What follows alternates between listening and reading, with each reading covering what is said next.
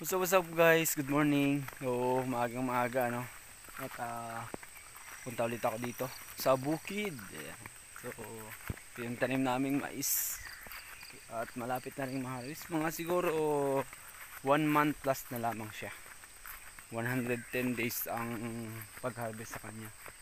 Ayun o. Ito nyo guys o. Ayun o. Yung mga puso. Ayan. So, nagdaanan kasi itong maisa na to pag lumipat ka dito sa kabila. Yan. So ayan ang araw, ang oras ay mga 7 AM kasi naghatid pa ako ng mga bata sa school. Yan yung mga daily na ginagawa ko, naghahatid. So ang dami ditong ano, tumutubo na kasi ito. Pautay-utay tinatabas natin yung damo na to. Tissue ang tawag namin dyan kasi pag kailangan mo ng kunay, yan ang gagamitin mo. Alam mo na. Okay.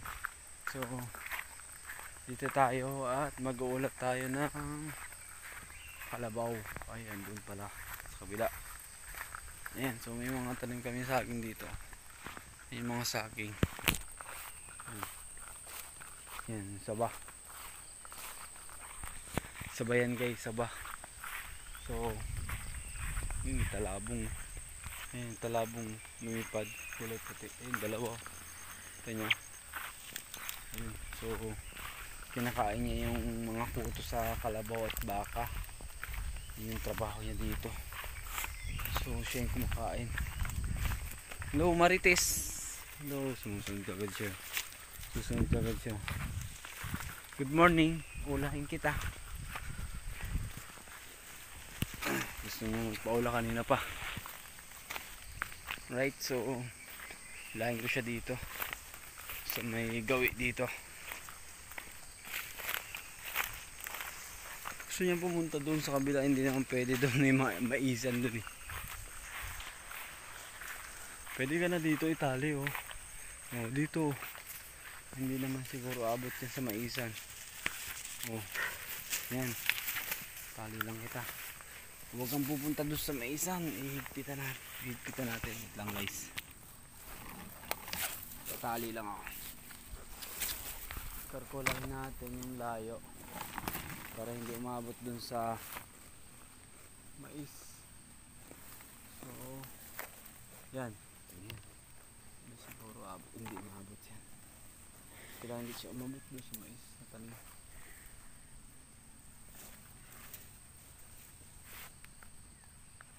Yan. So, yung mga baka naman kasi naula na. Kabila, maaga si Ate Vilma. Awa ng yung baka niya rin na inuula.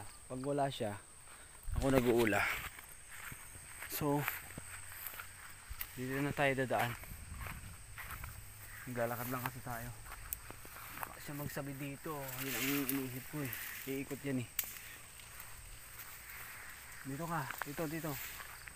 Mag-iikot yan doon sa isang kon eh.